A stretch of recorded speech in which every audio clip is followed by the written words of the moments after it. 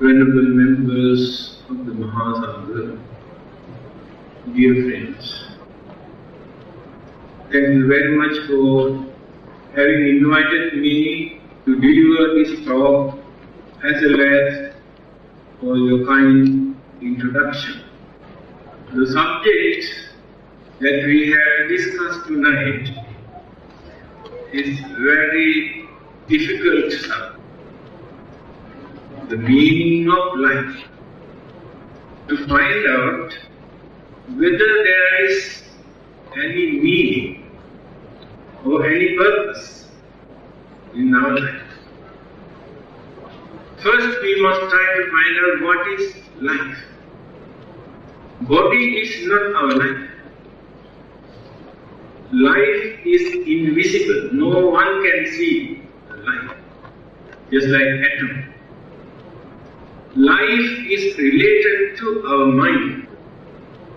Life process, mental energies are working together. Body is the shelter, house. We pay more attention to look after our body, thinking this is our life.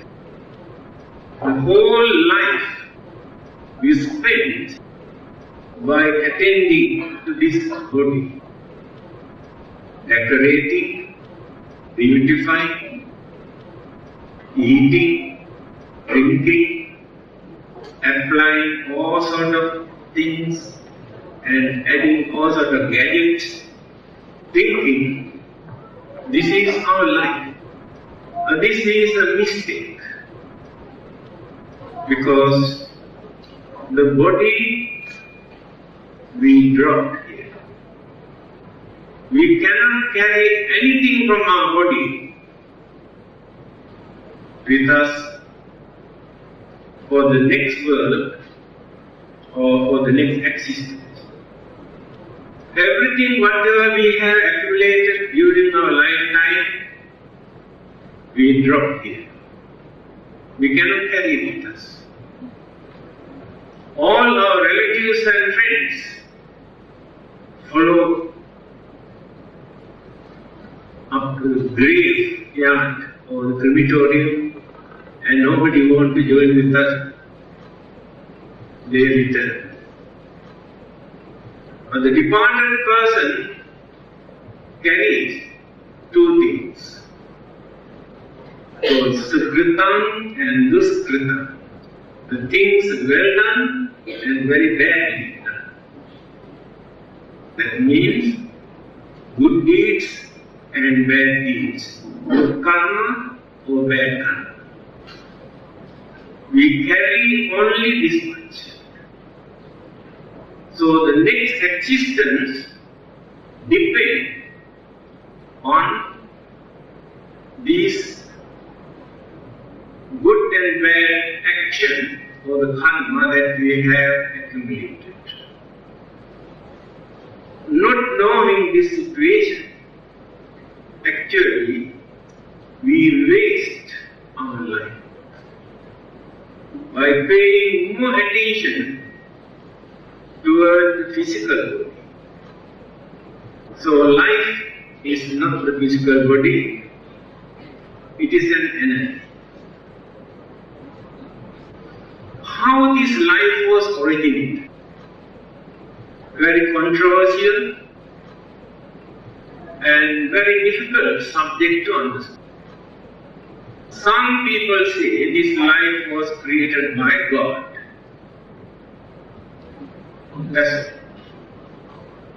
Some others say it is not God. There is a universal consciousness. So the life is the unit derived from this universal consciousness. Exists for a certain period, again absorbed into the same universal consciousness.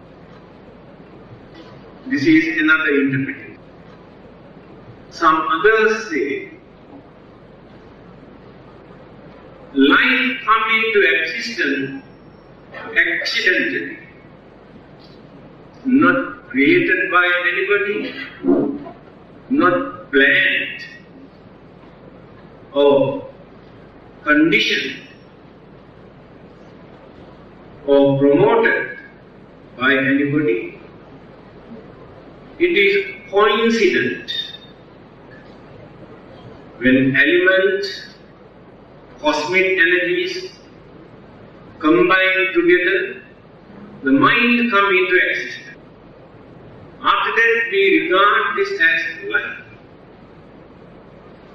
This is the interpretation given by certain scientists, free thinkers, rationalists, without depending on any religion or God. That is why I told you this is very complicated subject. Let us take Adam and Eve, created by God. The similar illustration you can find in the Buddha's teaching also. In Untitled Sutta, God created Adam and Eve. After that, He created forbidden food, advised them not to eat. Then snake appeared from hell, influenced them to eat forbidden fruits. They become sinners because they ate the fruits. Recently, one speaker, when he was giving a talk on this subject, he said, if Adam and Eve were Chinese, first they eat the snake.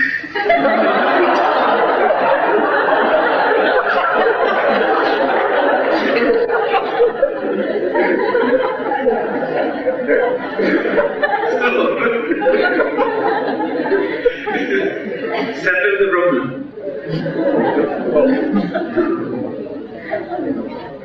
These are illustrations, my dear friends. Then what is the Buddhist point of view? Buddhism says the world exists, decay, disappear, reappear. 4 stages. Now this is the time that world exists. We are also existing because of that. Slowly going on decaying, that is natural. Later, all these planets, sun, moon, galaxies, universe disappear, but not at once.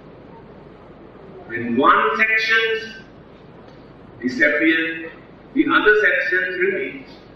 Galaxies. In certain planets there are different kinds of living beings. Always exist. They appear and disappear. So when this world system reappeared after destruction, certain other living beings in other planets, we regard them as Devas or Brahmas or God, whatever name that we give, it is immaterial. Having seen this earth, 2 of them come down for curiosity's sake to see what it is. When they came down, they had very tempting aroma. They could not tolerate the green of the earth. So they wanted to eat and to taste. Then they found out it is very tasty, better than durian ice cream. After eating this, what happened? Their hidden craving arose.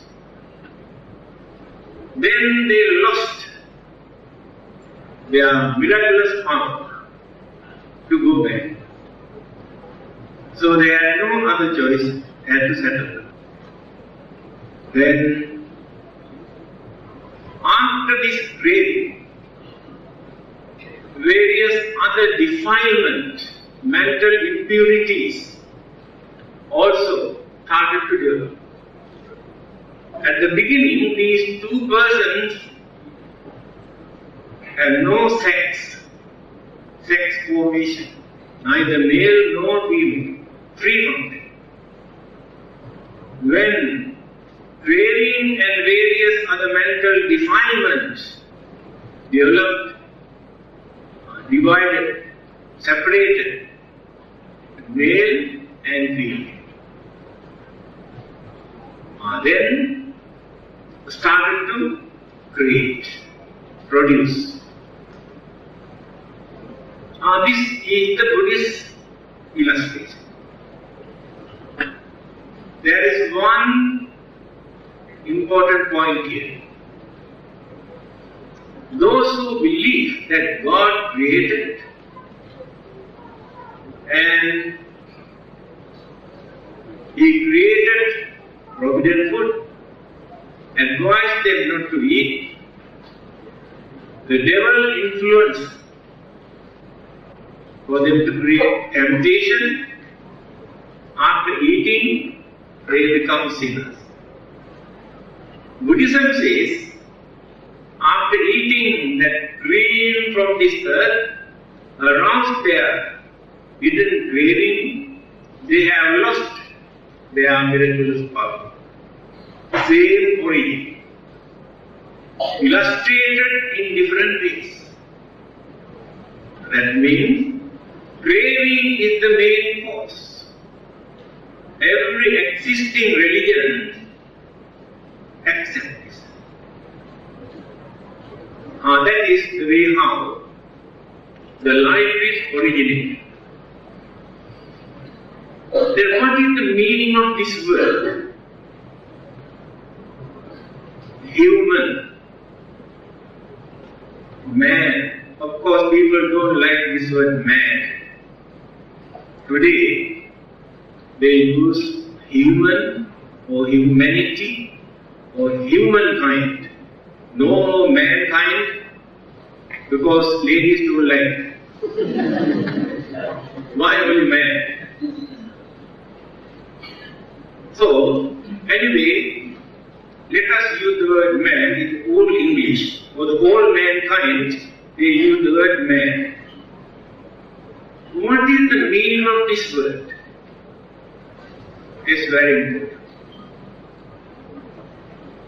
According to Chinese philosophy, the definition is given in this way. Man or human means one who concerns for others. That living being is called human. Humane quality. Take for instance, when you meet one of your friends or relatives, even in the lunchtime or in the evening, the way of greeting is very meaningful. In Malaysia, they say, Sudah makan. That is the way of greeting. It is not how do you do. That is not very meaningful to us. Have you taken your food? That means be concerned about your way of life. In India, how do people greet others? आपकी तबीयत अच्छा है? How is your health? That is the way of greeting. These Chinese definitions of human is meaningful. Human beings always concern others. They are not selfish living beings by nature. Then the Western philosophy, especially in Greek, like Socrates, Aristotle, they say human means one who can use sense of reasoning. Yes, they are right. Human beings are not like animals. They use only instinctive power. They have no sense of reasoning. But we have. That means our knowledge, our understanding, our wisdom. We analyze things to find out whether they are useful or good or bad. Only human beings can do that. Sense of reason. Then what is the interpretation given in Buddhism? I think it is more meaningful, gone beyond their language. We are called Manushya. In Pali and Sanskrit and Hindi and Malay and all those languages, same word, Manushya. Manasa Ussannata. One who can raise, one who can develop, cultivate the mind up to the maximum level. That living being is called Manushya. That is why only a human being can become a Buddha. A Deva, or Brahma, or God, any other supernatural living beings cannot become a Buddha. Because that development of intellect is not there. Only human mind can do that. That is why in Mahayana schools of Buddhism, they say, in every living being, in fact they say every plant, there is Buddha nature, Buddha seed. That means potentials are there.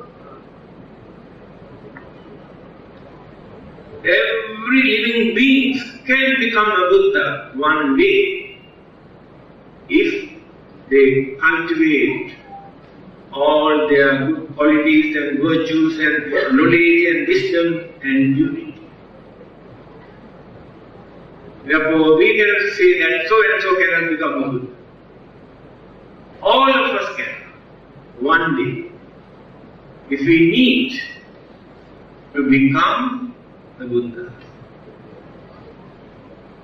This is the real meaning of this word, human or Manushya. All the existing religions advise people to develop relationship towards God. Chinese philosophy says we must develop our relationship toward the human being. Then we can cultivate all the good qualities and virtues. We can gain many things from other human beings. When we developed our relationship, goodwill, understanding, cooperation, unity, harmony, sympathy, they are called humane qualities. These things we cannot get from heaven. We have to cultivate, then radiate towards other living beings. The meaning of our life we can find there. The meaning of life we cannot gain simply by worshipping and praying and offerings or reciting anything, but by cultivating these qualities, virtues, knowledge, wisdom. There is a belief that human life is in the center between heaven and earth. Other living beings are not in the center, only human beings. Why do they say? Because human beings can cultivate their life better than all the other living beings. Then they can experience heavenly bliss easily. At the same time, when human mind becomes cruel, wicked, selfish, crooked, can abuse, misuse, after that humans can behave worse than animals because of that crookedness and cunningness. Then easily can experience hellfire. That is why they say, so human life is in between, or the center between heaven and hell. What is the real meaning of these two words, heaven and hell? Heaven means most pleasurable, pleasant, meaningful, useful life. Hell means most unfortunate, miserable life. This is the Buddhist concept of heaven and hell.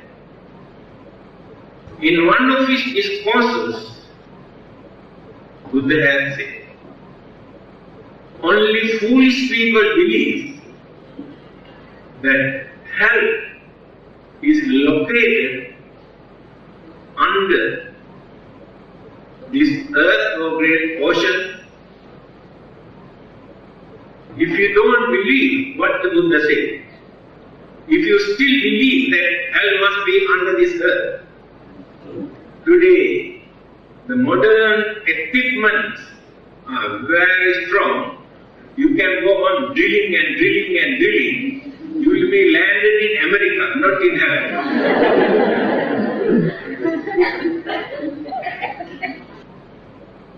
Again, a man who was very rich approached the Buddha and said, he has no time to meditate or to observe 8 precepts, to practice religion, but even then, he says, after his death, he would like to go to heaven and enjoy his life.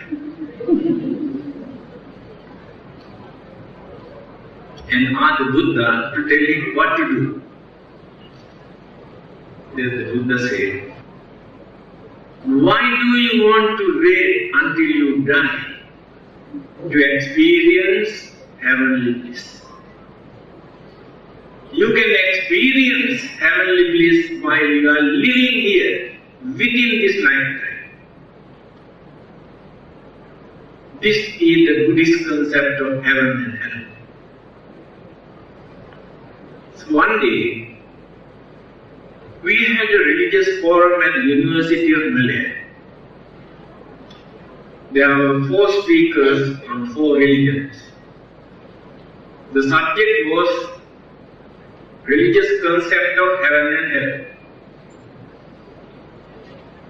In my talk, I mentioned, supposing if heaven and hell were closed down,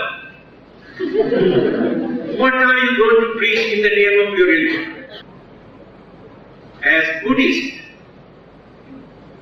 we can preach Buddhism without depending on heaven or hell. This is the way how the Buddha has introduced religious way of life. Because we create heaven and hell according to our way of life. There's nobody else to create heaven and hell. We create. We cannot say there are no heavens or hell, not only one, there are many. But we create. If we know how to handle, how to make use of this life, we know how to create heaven. If you abuse, misuse this valuable human life, we create heaven. In fact, without religion, we do not know what to do with this life. But religion tells how to make use of this life without abusing and misusing. Then what is the purpose? What is the meaning? People believe that enjoyment, indulgence, pleasure give happiness. Can find out the purpose or the meaning of our life. Entirely wrong. Pleasure, enjoyment, indulgence can create more sufferings, more frustration, more disappointment, unsatisfactoriness in our life. So we should not become slaves to pleasure. Because of that mental attitude, we experience more unsatisfactoriness. The best advice given by the Buddha is this: you must develop contentment, santutti, paramam dhamma. The highest wealth is contentment. Rich man is not a wealthy man. One who develops contentment is a wealthy man. A rich man suffers day and night. Fear, worries, suspicion, insecurity, enemies, disturbances. Is that the way to enjoy life? Always in fear. But the contented man is free from all these disturbances. No enemies, no jealousy, no enmity, no anger, free, no violence, such a small mental attitude, contentment. What is this contentment? This is enough for me. This is contentment. But people cannot do that. People want to work hard like day and night like slaves. Accumulate, go on dumping and collecting. For what? To enjoy life. But before that they kick the bucket. Nobody to enjoy. Then worries, blood pressure, gastric ulcer, disturbances, unhappiness. But one who has developed contentment will be free from all these disturbances. The meaning of life we can give by cultivating these good qualities. Don't think that we can find meaning of life by enjoying. Amongst all these living beings, do you know, human beings are the weakest living beings in this world? Do you know that? You think we are very strong?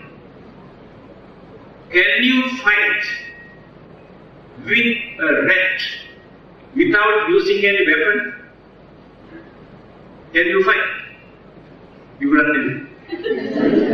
You are scared of that tiny creature. You think you are very weak. Why are you scared of it? Because you have no weapons with you.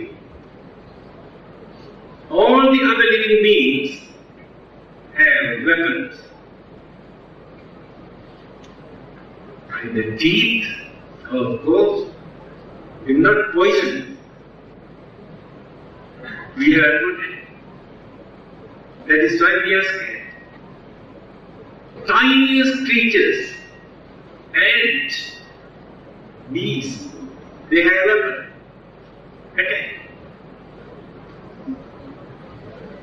One day I have seen a frog enter into the veranda of our temple. A dog wanted to go and catch this frog. As soon as the dog smelled,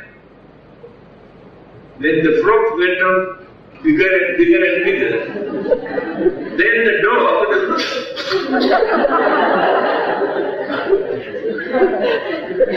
squeezed some poisonous juice from the body. After that, that dog never went to a frog. What have you? Nothing. That is why I told you we are the weakest living beings in this world. Do you know the reason why? Is there anybody here who can tell me why we are weak physically or biologically? Please. We were born to this world as human beings without any weapons, not to harm other living beings. That is called the development. That is why we say we are cultured living beings, not like wild animal. We are cultured. We were born not to harm others. That is why we haven't got anything. Then we can radiate our kindness, compassion, unity, harmony, understanding towards and the living being. These are the humane qualities, virtues. Then you can see the meaning of life. But unfortunately, due to our craving, we have developed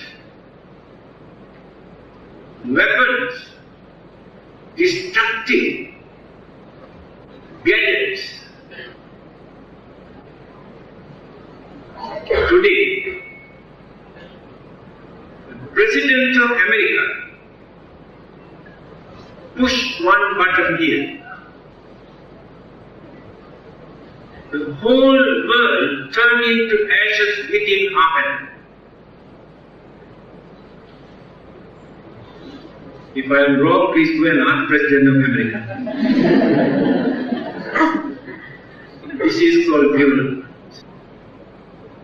This is the danger of intelligence, that they misuse and abuse for destructive purpose. That is why religion is involved. Do you know, amongst all these living beings in this universe, only human beings have a religion. Others have no religion. Who discovered religion? It is not that religion came down from heaven, or religion is given by anybody. It is the development of the human intelligence and understanding. Animals, of course, you can understand. What about Devas and Brahmas? We worship them. But you do not know that they have no religion. There is no particular religion for Devas and Brahmas. When they were human beings during their previous birth, what they have cultivated and developed are still they use. But as Devas and Brahmas, they do not perform any religious activity. They do not cultivate their mind according to religious way. One day, Sakra, I think all of you know Sakra, came up and gone. He was worshipping. Then his assistant asked, "You are the ruler of this particular heaven. To whom are you worshipping?" Then he said, "Ye gahattha, punyakara, silavanta, upasata, dhammena, dharan posanti, namastan." You do not know that. You worship the Sakra, but Sakra worship you. If you behave as real human beings, if you lead the noble, righteous way of life, if you observe your religious principles, if you fulfill all your duties and responsibilities, your family obligations, if you lead harmless and respectable life, if you support your family in righteous way, Sakra says, I respect. Sakra worship you when you are respectable, when you lead a noble life. And this is the value of human life. Devas also respect you. Why Devas and Brahmas always come and pay respect to Buddha? Whenever they have many problems and troubles, they discuss. They pay homage to the Buddha. such a valuable human life due to our ignorance, misconception, imaginations, we misuse, utter wastage. To develop our life up to this level as human beings, we do not know enormous troubles and pains that we have taken to cultivate our life up to this level. It is just like climbing the top of the Mount Everest. But to climb this Mount Everest, we can understand the trouble and the pain at the risk of our life.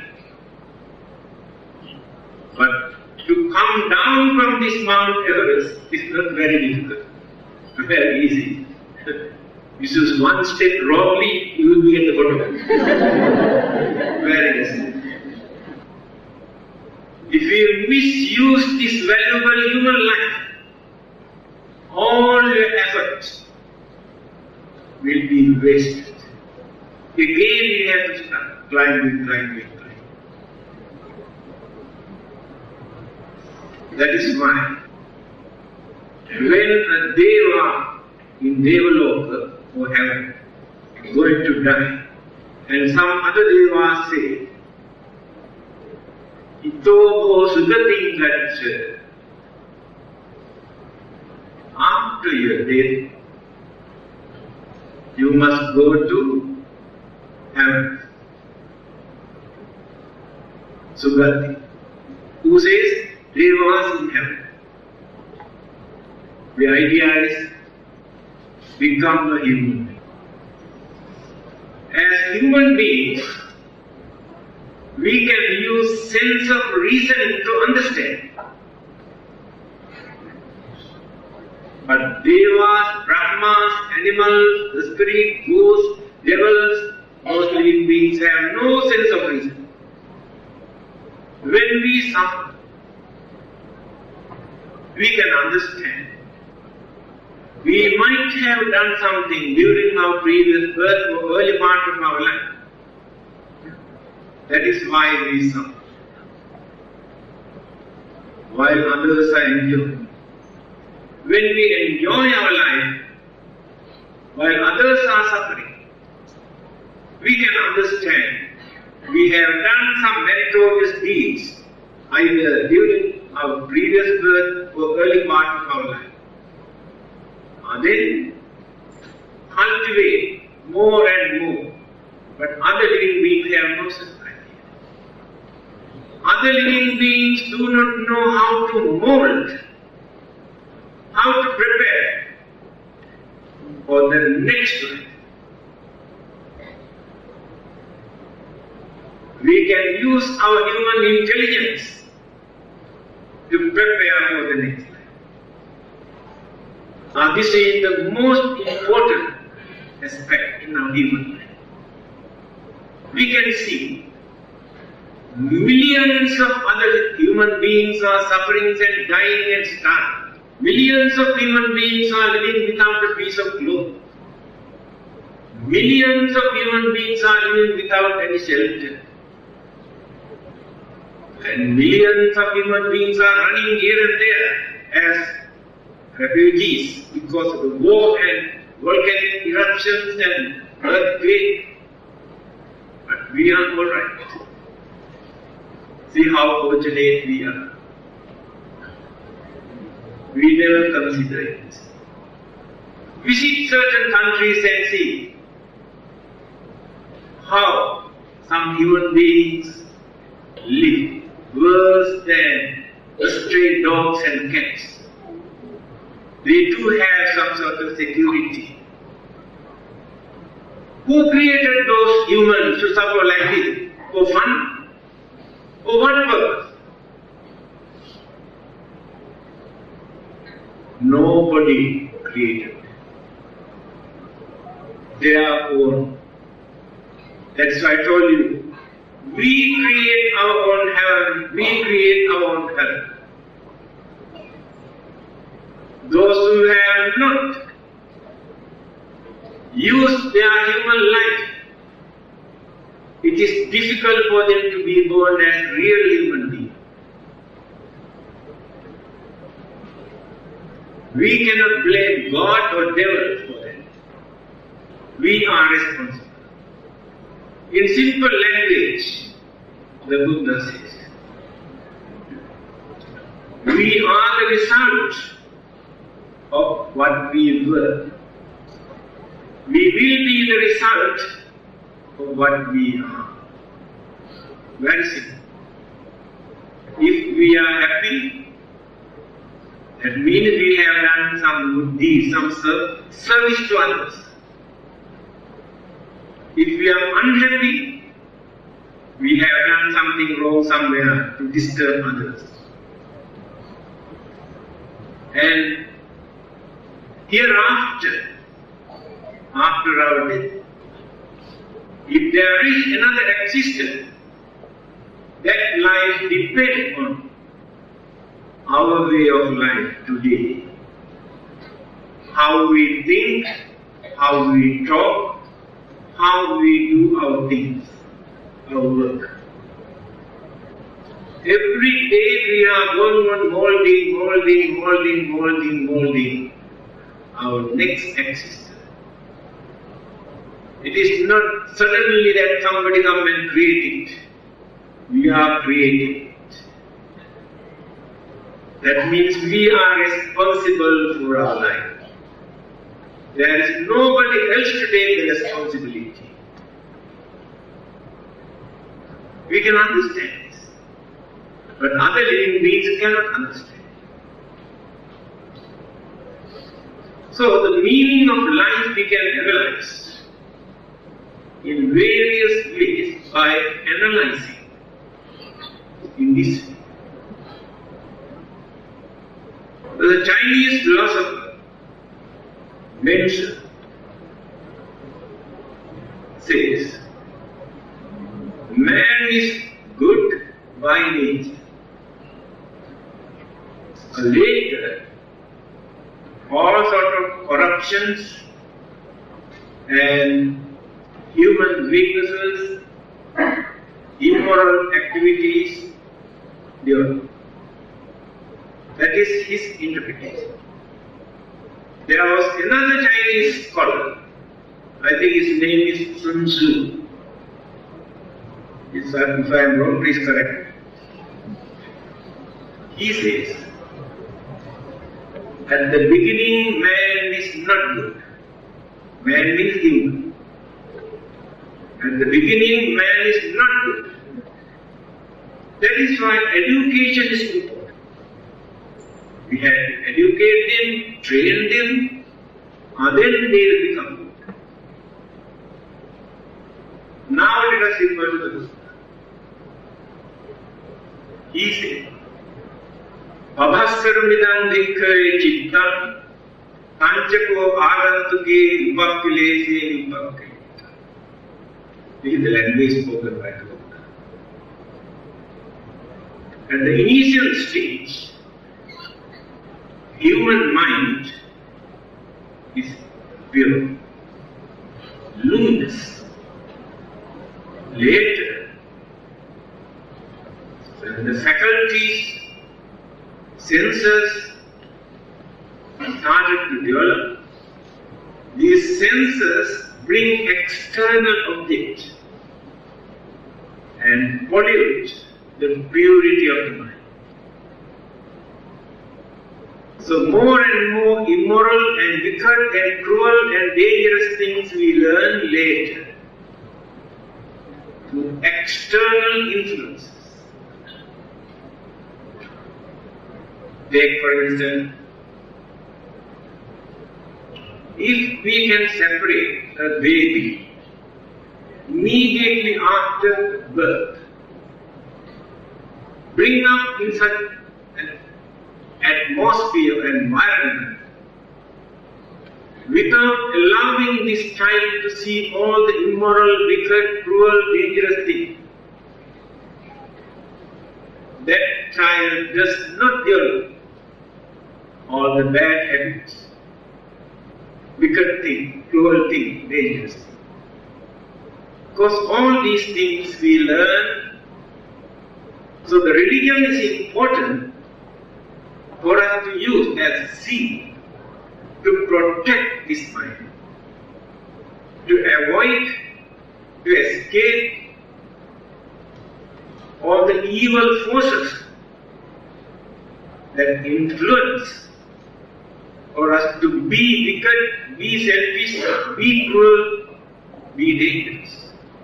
Otherwise, human mind can be twisted and turned for any purpose.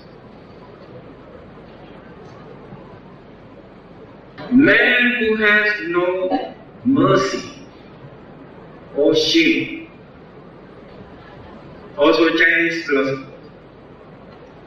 Man who has no mercy, no shame, cannot regard as real human being. Because these two qualities regarded as humane qualities. If these humane qualities are no more in man, how can we accommodate them as human? What is the Buddha's advice? He says, before all these religions come into existence, human beings had two governing factors, govern the whole mankind: shame and fear, moral shame and moral fear, hiri and Pàtha, moral shame and moral fear. Not ordinary shame, shyness that you have, or fear of this or that. This is related to moral or immoral. Through these good qualities, they maintain human dignity, cultivated humane qualities. The religion come into existence after the development of humanism. What is humanism? Through their understanding, experience, knowledge, sense of reasoning, they realized so many things for them to uphold as their principles. Then developed. These are the duties towards the wife and husbands and children and parents and relatives and friends and the country, developed in the human mind. And these are the things which create enormous suffering. These are the things which create present experience according to their experience. Cultivated humanism. Later, what they have done, when the concept of God developed in the man's mind, they accommodated God into humanism. Later, introduced. All these principles were given by the God. Let us take kindness, compassion, sympathy, honesty, patience, tolerance, unity, harmony, understanding. These good qualities have not come down from heaven. We have developed according to our understanding and experience. when they invited God into religion, then it become religion. Earlier they are not religious. Then they say God has given, kindness given by the God, honesty given by the God. What about those who have no religion? They also have kindness, they also have honesty, they also have sympathy and unity and harmony, who never believe in any religion or any God. They too have human qualities, not given by God, not given by religion, our own development. This is the uniqueness of the human mind. We do not know how to appreciate and how to value this human mind. We become slaves to so-called supernatural power, supernormal power, miraculous power. When we cannot understand things, we take them as supernatural, miraculous. One day we come to know what these things are. No more supernatural power. Scientists have discovered so many things in this world which we could not understand earlier, what we regarded as miracles. So according to scientific discoveries, there is no such miracles. They are all natural occurrences. When we cannot understand, we say it is miracle. So we should not surrender our intelligence in that. Try to understand. When I was a small boy,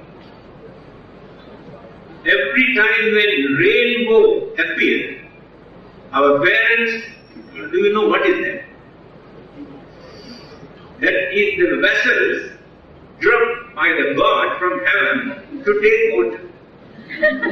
Yes, before they experience the rain, after that. All these so-called supernatural powers are like that, our own imaginations.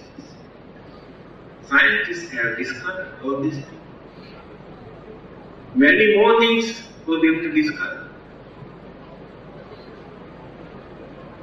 But only human mind can do that. God has not discovered anything so far. Only human mind. And the concept of God was also created by the human mind. It is important.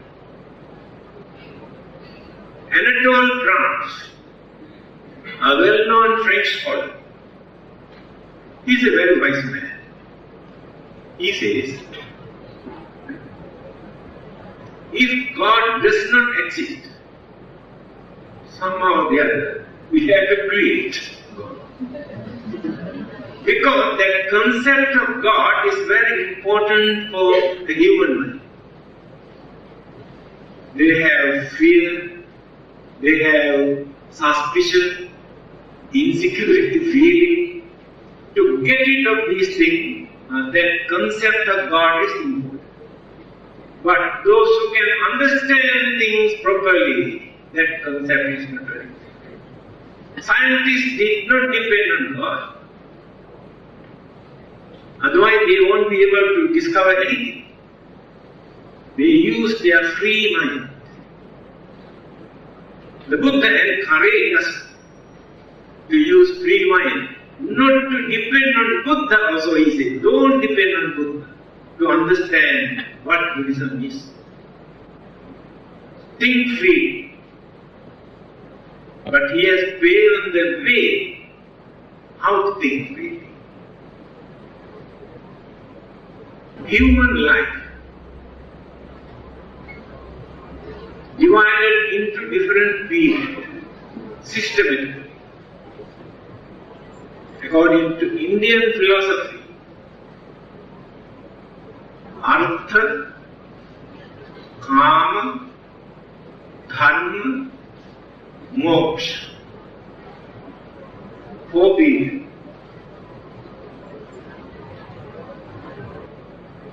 First, we must work. We must earn. We should not waste our life.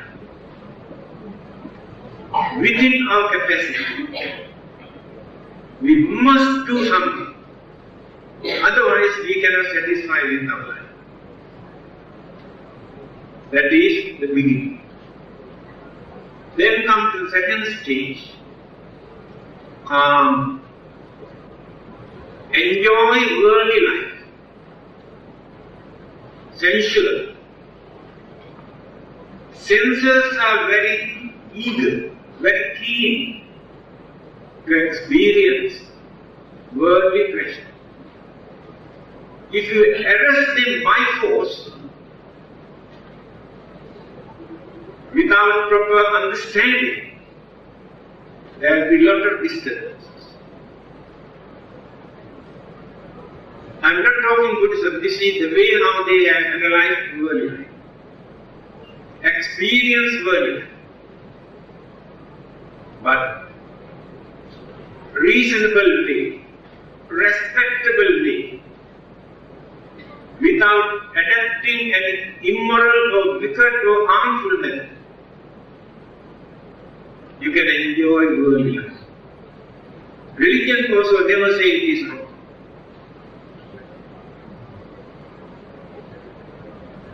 And then come to the third, dharma. This word gives so many meanings. Here dharma means duties, responsibilities, obligations as human beings. By neglecting your duties and responsibilities, if you try to enjoy your life, then life becomes miserable. It will become a failure. You had to fulfill towards your wife, your husband, your children, your parents, your relatives, your friends, your country, the nations. Different duties and responsibilities.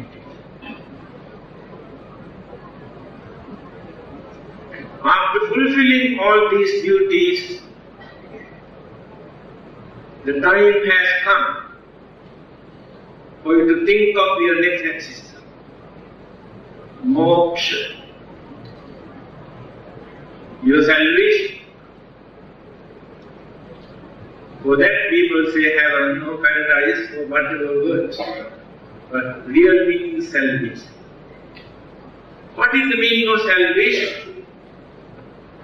Because here we are like slaves. Physically and mentally, whole day and night. We have enormous sufferings and worries and disturbances. Whatever we have, we cannot satisfy. Life has become a burden, nuisance. But we have everything. More than enough. No satisfaction. By realizing this, we try to find out whether there is any method for us to get rid of it, to see the end of all these unsatisfactoriness, unhappiness, miserable situation. Now that is the aim. Now let us come back to the Buddha. If we are not ready to renounce worldly life, all those religions that appeared in India encourage people to renounce worldly life, sensual pleasure. But in China, they did not encourage. Chinese philosophers say, we should not run away from the society. We must work with the society. By working with them, we gain more experience. We get the chance to cultivate good qualities by associating and working with them, but not by running away. Now see the difference. The Buddha, who has renounced the worldly life, after gaining his enlightenment, how did he preach to advise for those who are not ready to renounce the worldly life? Today, actually, people have mixed up religious way of life. Certain monks also come and mislead innocent people in their teachings and preachings. Very systematically, the Buddha has introduced his preaching. These teachings are for those who have renounced the worldly life. These teachings are those who are not ready to renounce the worldly life.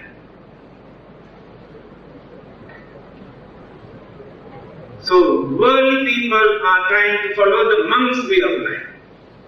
Monks are trying to follow your way of life. That is the biggest problem. We have mixed up. Here, by knowing your problems, your difficulties, what the Buddha says. Pànàtipàta-Killing, Karaõãyametta. Cultivate these four qualities. Let us start with Pànàtipàta-Killing. The Buddha said, get up. Don't sleep too much. Don't sit down too much. Not now.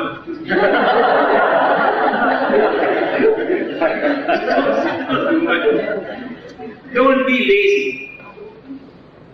Do something. Do some work. There are certain things that you can do. He encouraged people to work hard. Here you can understand. The Buddha did not preach for everybody, renounce, give up, go back to jungle.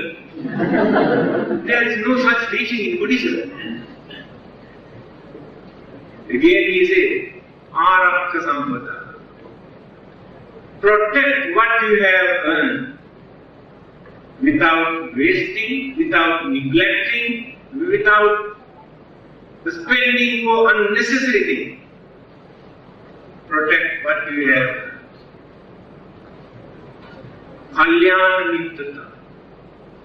When you associate with people as friends, you must know who those friends are. Otherwise you get into trouble. Friends are the most dangerous thing.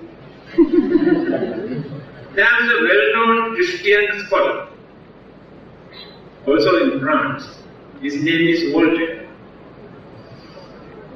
He has a different prayer every day. When he prays, he says, "Oh God, please protect me from my friends. I know how to protect myself from my enemies." Right? We get into trouble because of our friend. Here the Buddha's advice is, you must know how to choose real friends. By knowing them, associate with them. Otherwise you get into trouble. Untitled. You must know how to balance your income, expenditure. Don't go beyond your income to spend for unnecessary things just to show off. After that, you will never get into trouble if you follow this method. See, all these advice is given by the Buddha for you people. And again, he said, you have four kinds of happiness. You must have all these four kinds of happiness. Atti Sukha, Bhoga Sukha, Ananda Sukha, Anavajya Sukha. You must have something for you to think, this is mine. This is my bank account. These are my jewelries. This is my house. This is my land. You must have something within you. Atti Sukha. So when you come to know that you have something, the happiness that you gain, confidence that you gain, is important for your way of life. See, the religious teacher who has renounced everything advises you to do like this. Many people misinterpret Buddhism. That's why many of those Buddhists actually have no backbone. See. People come and mislead the teachings of the Buddha. Then he says, Bhoga Sukha. By spending what you have earned, you can enjoy your life. There are people who accumulate, collect property, money, they don't even take proper photos. So stingy. Enjoy your life. But when you are going to enjoy, please don't forget your basic religious principle, at least 5 principles. Without violating, without breaking these 5 precepts, you can enjoy your life. There are duties for you to fulfill by using what you have. Otherwise, you get into trouble. Ananda Sukha. You must know how to adjust your income and expenditure, not to borrow from others. If you do that, you will lose your respect, your dignity, always under obligations. Try not to borrow from others. This is the advice given by him. Last one is Anavajya Sukha. That is the most. When we have no guilty concern or guilty feeling in our mind, that guilty feeling disturbs. And they are the ones who are scared to die. Because they know after their death, the life becomes miserable. Those who have no such guilty feeling in their mind have no such fear for death. At any moment, they are ready to welcome. Because they can die with hopes and confidence. Many others cannot die with hopes and confidence. So we have to cultivate our life, not to regret at the last moment when we are going to die. Oh, I have done this, I have done this, I have disturbed, I have bluffed and swindled and cheated and this and that. Cannot die, of course. Scared to die. Sometimes ago, I received a letter from a Buddhist scholar from Australia, David Morris. He has written to me, to some others also, like this. Reverend Sir, I think you will be very happy to know that I died today. He has written the letters and handed over to somebody to post after his death. That is why he has written like this. There are 2 reasons for you to be happy. First thing, I have been suffering from severe sickness. I am 85 years old.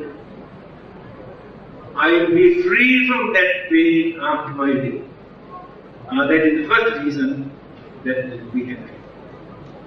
Second reason, he became a Buddhist later. Ever since that I accepted Buddhism, I tried my best not to violate the 5 precepts. I tried to uphold the 5 precepts. If there will be another life hereafter, that life cannot become miserable. That is the second reason that we should be happy. See how they manifest. We must have that courage to say, I have lived my life in this way. Now I am not scared. I can depart. I can say goodbye to this world without worry and without fear, because I know my next existence never become miserable. That is the real meaning of our life. 1.5 hours. What do you think? Is there any meaning? I think better to stop. Because I know Singapore people are very busy.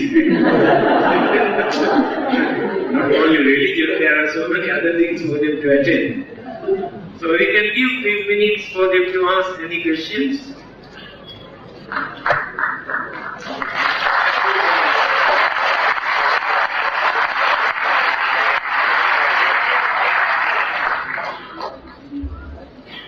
Thank you, Venerable Sir. Now that Venerable Dhammananda has given a zest to your life, I'm sure there will be a deluge of questions. And I'm wondering whether Venerable has the time to answer. So, question time. I believe that you all have been given writing materials, and there are 2 mics on the floor. So, please make use of them. Can we have the first question from members of the floor? Where does ignorance come from? It is a very good question, because there are 12 links start from ignorance. Avidya, Pachya, Sankhara. Because of ignorance, we create Sankhara. Sankhara means, in simple language, wholesome and unwholesome, both good and bad karma. Because of ignorance. Then the question is, how this ignorance originated at the beginning. It is mentioned earlier, we had another stage in our mind. It is called asava. Asava means defilement, impurities. They are like sediments in the water. When these sediments accumulate, remain for a certain period, these sediments produce bacteria, germs. So in the same manner, the mental impurities, mental defilement remains as sediments of the mind, turn into ignorance. That is how ignorance becomes a strong force in our life to mislead us. That is the simple answer. Thank you, sir. Reverend Doctor, life seems to be confusing. The subject tonight is meaning of life. It seems that we don't quite get an answer for that in the end, because it seems to be contradiction. What is positive can also be right and wrong, so is negative can be right and wrong. Positive in the sense that if we do the right thing, sacrificing our lives, doing things that are noble, we assume that that's correct and that is meaningful life. It is pride and honor to us. But on the other hand, we say we overwork ourselves, we kill ourselves, so it cannot be right either. Life is given two qualities, one the intellect, the other one the emotion. What we use intellect, we see to give honor to them. But emotions give the contradictory answers. People will say, life is short, why don't you enjoy life? Don't struggle too hard, you die, you have so much money you can't bring it to heaven. So, this also is the right answer. So where do you get the right answer? But I'd like to ask you a question with regard to what we see from examples from Buddha's life, Jesus' life, Muhammad Gandhi's life, and so on. These are the people who renounce the world. They are slaves to people. And by so doing, they get respect and get power. So when they die, they go to heaven like Buddha. They still have a meaningful way of life to serve people. And by so doing, by struggling, they get power. And power of one like Buddha, they still got spiritual power to lead people and to serve people. Now what do you say of this?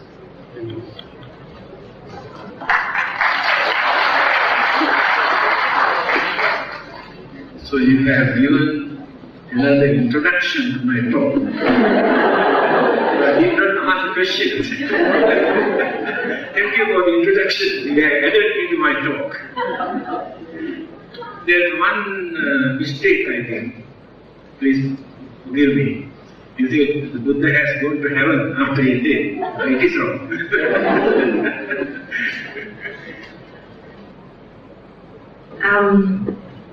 The next question is, how is it in Buddhist countries there is so much poverty, misery, crimes and wars in the present century? Have the general citizens of these countries not followed the 5 precepts? I don't think that question is correct. There are many more countries who are poorer than Buddhist countries. Christian countries, Muslim countries, Hindu countries, and those who have no religion source. Therefore, we cannot bring religion into this because the situation, the formation of the country and the environment, way of life. So, the difficulty of observance of the precept, it is true.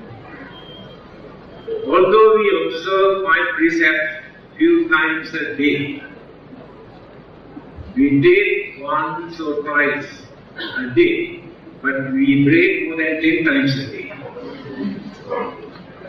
Because there are more immoral, more selfish, and more corrupted activities in this world. So when we are going to mix up, associate, work with them, we have no place. If we are going to be very religious, we have no place in that society.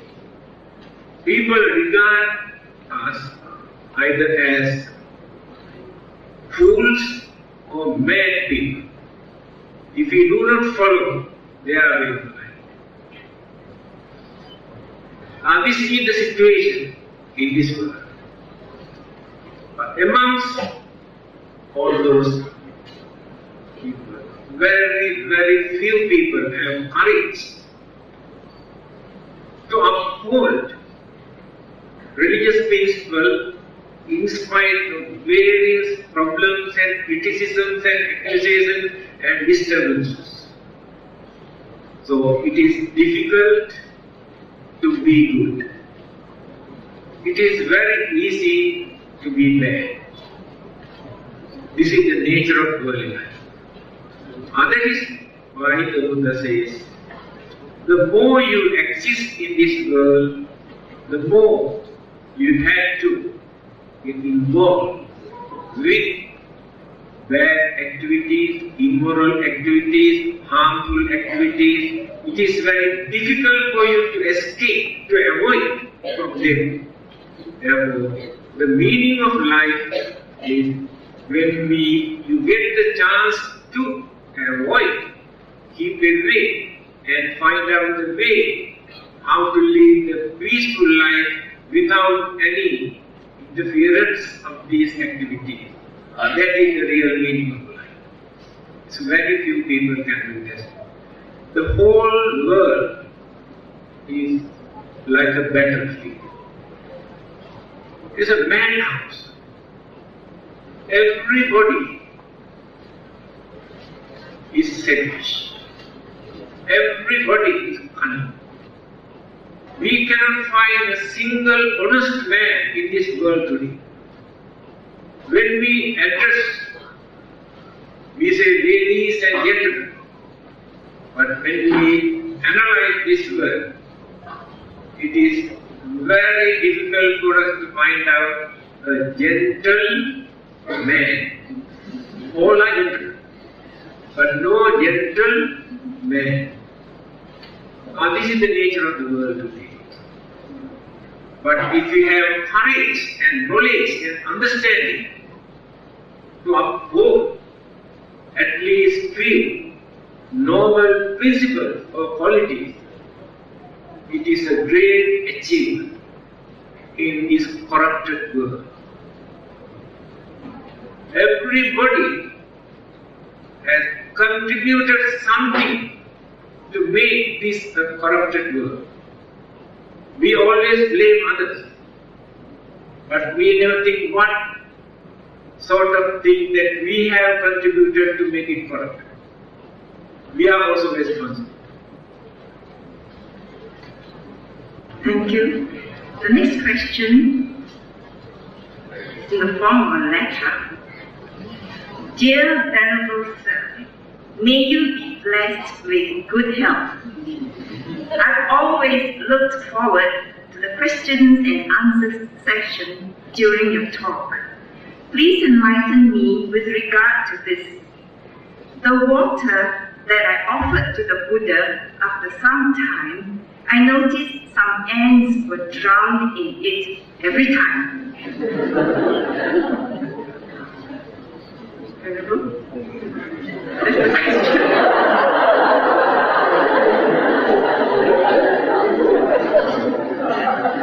So you want a method to avoid that? There was a well-known German philosopher. He has written a book also. He says,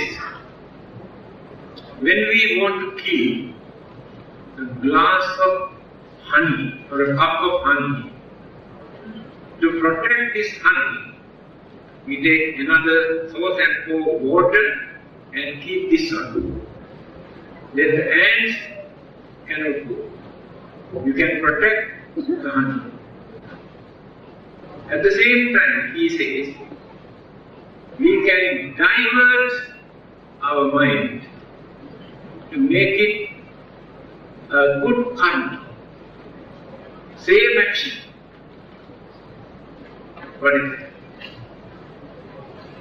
I want to protect this honey not for the sake of honey, but for the sake of that poor ant who dropped into this one. I can save their life. Then it will become meritorious. Same action, the mind can divert either this way or that way. So in the same manner, so when you offer something to the Buddha, has another layer of water, so that ants cannot go there individually. The next question is, when and what is required for a person to renounce life? Why do monks and nuns have to shave bald? For lay people, is it alright to have physical beauty?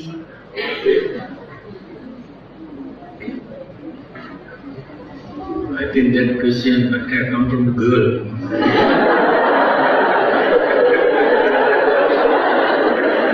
So they are very much concerned about hair.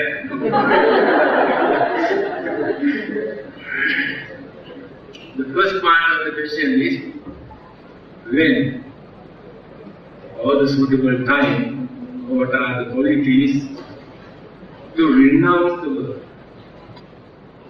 It's a very good question. You should not make up your mind to renounce the world without realizing, considering and understanding properly. Because of your emotion and certain conclusion can create disappointment later. A man suddenly decided to renounce worldly life, gave up even the clothing also, by using a piece of cloth just to cover the nakedness. He went to the jungle, sitting under a tree and started to meditate. When he was meditating in the jungle, a rat came and started to cut that piece of cloth that he was covering his nakedness. This has become nuisance to him. I think what to do now. And he had the idea. As a cat at home.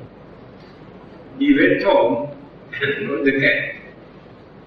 Now the rat doesn't come. But there is nothing for this cat to eat in the jungle.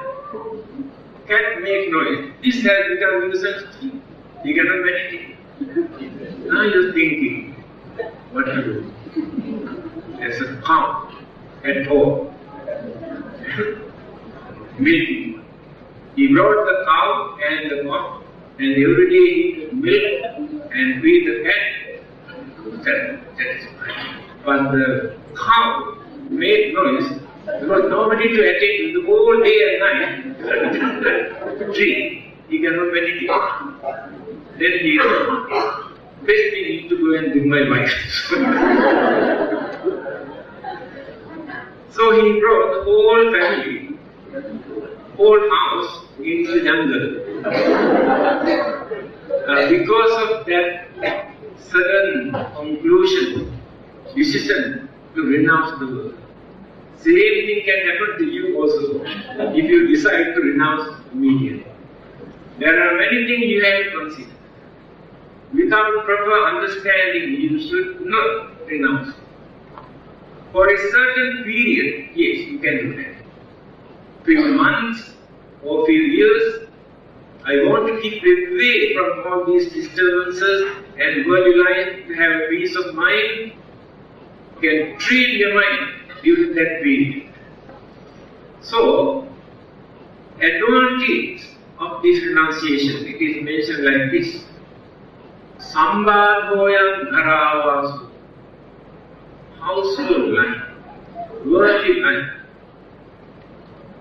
We can find a lot of disturbances, obstructions, hindrances. Yes. No one is free from it. Rajasa ayatana.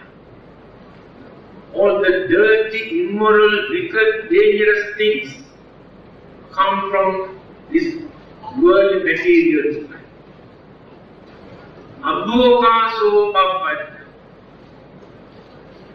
One who has renounced the worldly life is like a bird in the sky. These birds can fly either this way or that way, And the birds never carry anything. Suitcase, toothbrush, vitamin pills, nothing. Passport, ID card, free from everything. They migrate from country to country, these birds, never carry anything. No burdens.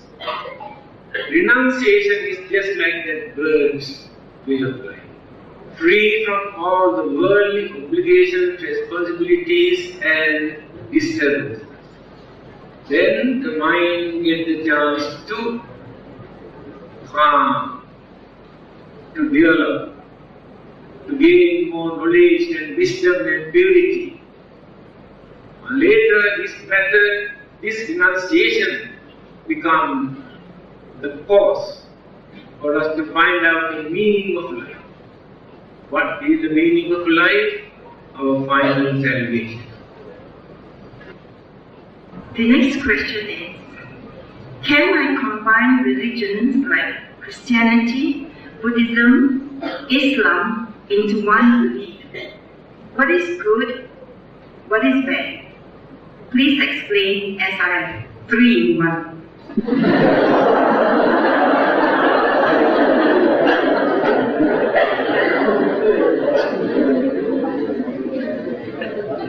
I advise you to give up all the foliage.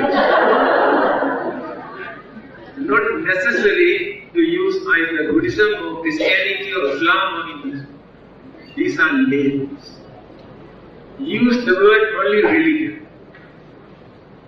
Then you will be free from grudge, discrimination, hostility, and so many problems.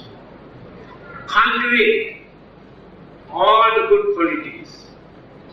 All these existing religions have borrowed the good qualities from the humanism that we have cultivated at the beginning. Not created by their particular religion, not given by God, not given by the Buddha. Buddha did not create any of these good qualities. He said, I am going to preach the dharma that existed earlier. It is not a new dharma. It is not a dharma or religion created by the Buddha. So dharma or the truth or kindness and honesty and good qualities are not belong to any particular religion. They are not the properties of any of these religions. Because those who have no religions also uphold, respect these good qualities. They also live as gentlemen, noble human beings, without depending on any religious label. Today people are fighting because of these religious labels. Labels are not important. Try to cultivate good principles, good qualities, without depending on any religious label.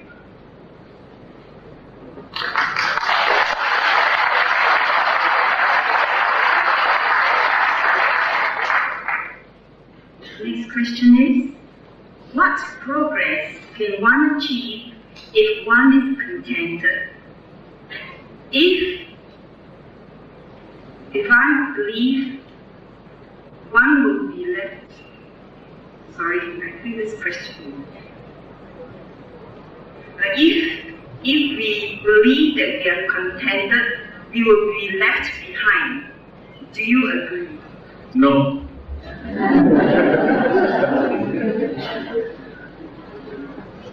Just now I mentioned, when the mind is contented, that mind will be free from jealousy. Jealousy never appears when we are contented.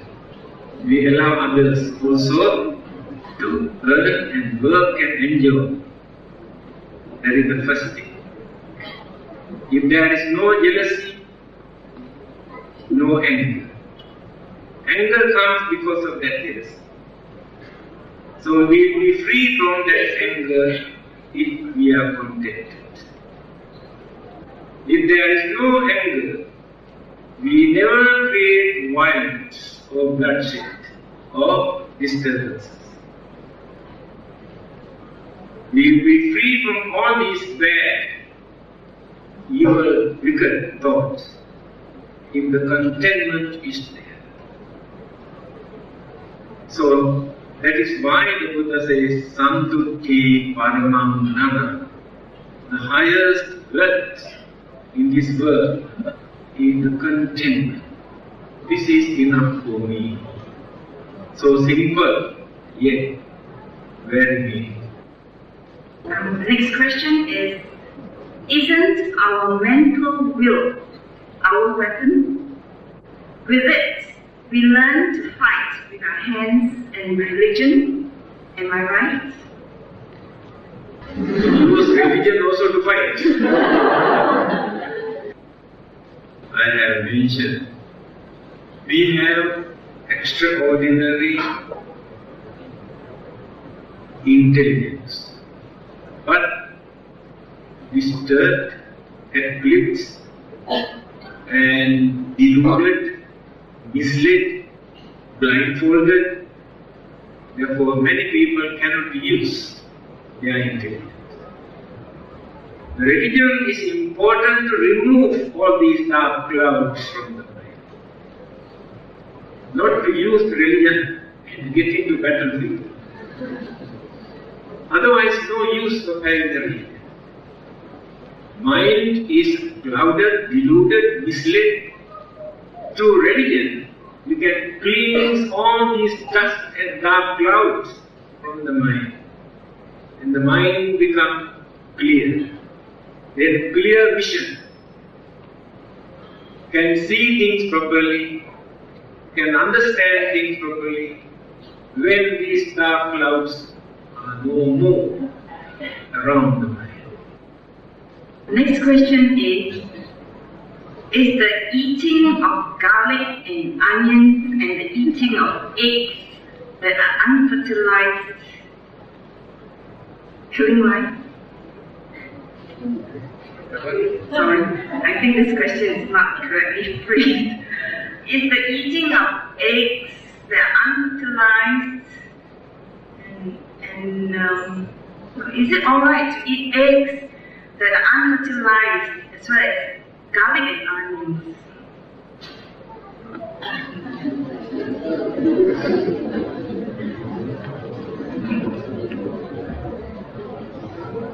Eating of garlic and onion. I spent nearly 5 years in Benares in the university. There were 10,000 students. It is strictly prohibited for those students to eat garlic and onion. This is an Indian tradition. Later, the religions existed in India accepted this, but the Buddha did not accept. He never uttered even one word. Some others copied the Indian belief. So, medicinal values with garlics and onion, when you discuss with those who really study, you can see these two things can cure so many sicknesses. Thousands of years ago they have discovered garlic, ginger, pepper and onion, medicinal value. So, religion should not interfere in these things. And on the other hand, there is no life. But if the conception has taken place in the egg, it is not advisable to destroy it. Life is there. If there is no life, if conception has not taken place, no harm at all. That is the simple answer. Next question. Did Buddha believe in the existence of God? When I was in Australia last year, I gave a talk. An Australian lady asked this question. What is the Buddha's attitude towards God? Then I told her, the Buddha has never said in his teaching that there is no God. He never uttered this. His advice is, whether the God exists or not, you should not forget your duties and responsibilities. The parable is there. Now you believe in God for your protection. Pray. Very good. There is nobody who can say you are bad. You depend on God for everything. But don't forget to lock the door when you go out at night time. There is no guarantee that God will protect your house until you come back. That is the Buddha's attitude toward God.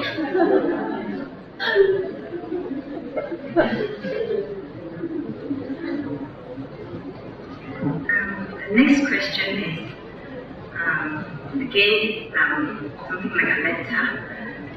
Dear Venerable, just now you explained Buddhism, just now you gave an explanation of how man comes about. But to what I have heard and read so far, there is also another explanation that the beginning of human being and the universe is beginningless. Because if there is a beginning, there is an end. So, it is beginningless. And if I'm not wrong, the Buddha did not answer the question of the origin of man. Can the Venerable clarify my doubt? I think you have mixed up. That is another aspect. So those two human beings or living beings who appeared first time on this earth, in this world, is not the beginning. They existed earlier. They were not created by God. They have come down from another planet. Therefore, that is not the beginning. Example. You want to find out the beginning of a river. Then go on surveying, climbing hills and rocks. You found out at the bottom of a hill or rock, the water dripping, and this water later turned into a river. You found out the beginning, the origin of the river. And some others say this is not the beginning. How this water come from? Where this water come from? From the top of the hill. After climbing the top, they found out accumulated water, rainwater, on the top of the hill started dripping. So the beginning of the river is not the bottom but on the top of the hill. And again some others say, how this rainwater appeared, come into existence. So the accumulations of water on the top of the hill are not the beginning of the hill. Then they found out the sunlight, sun rays, evaporate water from here and mix up the cloud and again drop. Then some others ask, how is water originated? Then analysis, oxygen and hydrogen. If you find out the origin of the river, that is why the Buddha says infinite. goes round and round and round.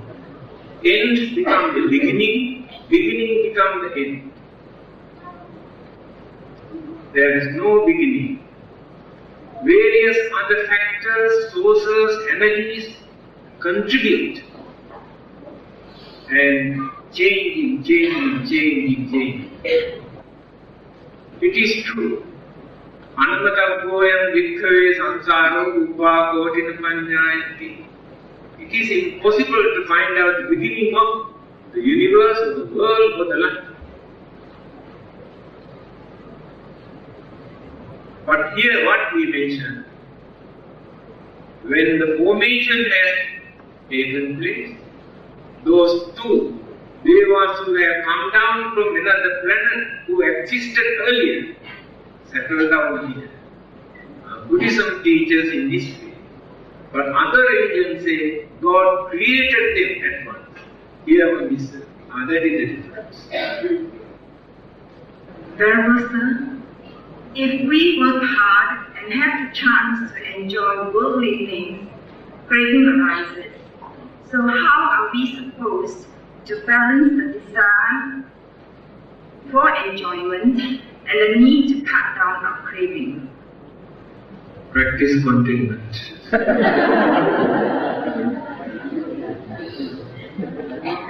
Short and sweet answer. Venerable, in Buddha's time, science was not as advanced as today, but people seem to be enlightened by Buddha's teachings faster. Nowadays, science is more advanced, but people seem not to be able to grasp exactly Buddha's teachings now. What has exactly happened to the human race? I don't think you are right. Vidya Charana Sampanna. Among those 9 virtues of the Buddha, one particular quality for the virtues is Vidya and Charana. Here, Vidya means science. Charana means conduct. That scientific knowledge and conduct, both we can find equally in the Buddhas. Nobody else in this world who had both equally. Buddha is called Vidya Charana because of it. He mentioned this on many occasions. So far I have revealed only this much, what I understood, which is important for you to get rid of your suffering. Yes.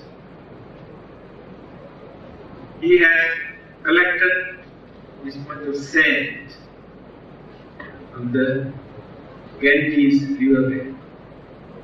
See the amount of sand that I have in my hand, amount of sea, sand along the sea beach. The Dhamma, the truth that I have revealed so far only this much. But unrevealed Dhamma, just like the sand all along the Ganges. But they are not very important for you to get rid of your worldly suffering. Your scientific knowledge never supports you to get rid of your worldly suffering. Your scientific knowledge never helps you to become honest or kind or understanding people. You become more crooked, more cunning, more dangerous, more selfish because of your scientific knowledge. Before we learn this science, we were ordinary devils. After learning this science, we have become clever devils. We make kind bomb, atom bomb, this bomb, that bomb, besides scientific knowledge. Now this is the advantage of science. That is what the Buddha said. I have not really tell you how to make missile, how to make atom bomb, how to make machine gun. I taught you by knowing you are unhappy, you are suffering, you are miserable, pave the way for you to get rid of this suffering. But science was advanced, but not real, not important. But those who have discovered atom at the beginning, they thought they can use for constructive purpose. What happened in the end? Used for the destructive purpose. Just now I told you, within half an hour, can turn the whole world into ashes. That is the scientific approach. But scientists have discovered so many things for us to understand, to get rid of our imaginations and misconceptions about the world and the universe. For that we are very grateful. But that knowledge is not important for us to get rid of our worldly sufferings. Is the time now? We have plenty of time. There is no limit in time. Tonight is our time. Okay. Dear sir, please teach us how to handle rumors and how to get along with people who like to gossip. I think that question is gossiping and spreading rumors, criticizing and accusing and blaming others are very common human attitudes. In the Buddha's teaching also it is mentioned, Natti loke anindito. No one is free from blame, accusation, criticism, whether they are good or bad. The Buddha was very good, Jesus was very good, Mahatma Gandhi was very good, Socrates was very good, Abraham Lincoln was very good, Martin Luther King was very good. They tried to do wonderful service to mankind. How many criticism, accusations, blames and enemies, and in the end they tried to kill him, they killed many of them. This is the nature of the world. So we should not disturb ourselves, create enmity or anger in our mind when others criticize or blame or accuse. We must strengthen our mind to face them. One day, somebody scolded the Buddha's disciples by using dirty and vulgar and wicked words. Scolding and scolding and scolding, but no reactions or emotional feeling. He was sitting like a statue. He was very angry and shouted, "Did you hear what I told you just now?" Then the disciple, "What did you say?" "You didn't hear that I scolded you." "Did you really scold me?" "I did hear." Because he was concentrating on something else. So we have to train the mind not to pay too much of attention to scolding. When somebody comes and starts to scold you, you close your eyes and concentrate and practice inhaling, exhaling, meditation. 1 to 10, 1 to 10, 1 to 10. You cannot hear anything what is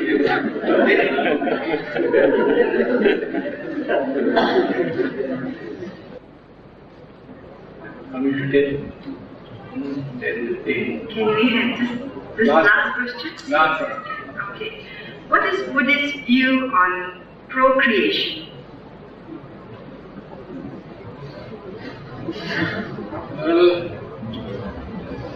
There is no limit. It is up to you. You must know your limit. Contentment. The Buddha never say you can produce only 2 or 3. Also, he never said you must produce. It's up to you. It is not a religious duty. It is not a religious duty. So, it's up to you to decide. Be wise and don't wait until you get the green light from religion to see how much you have produced. Thank you very much, sir.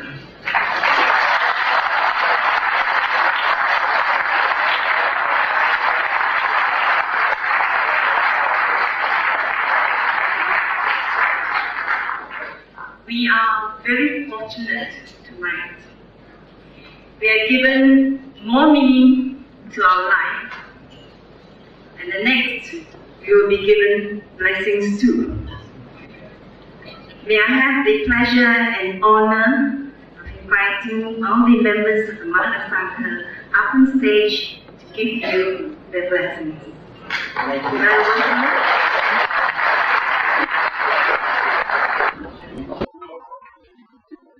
Bhavatu sabba mangalam rakhantu sabba devata sabba buddhan bhavena sadasati bhavatu sabba mangalam rakhantu sabba devata sabba dhammam bhavena sadasati bhavatu sabba mangalam rakhantu sabba devata sabba dhammam bhavena sadasati bhavantu tena sattva Khuddaka Khuddaka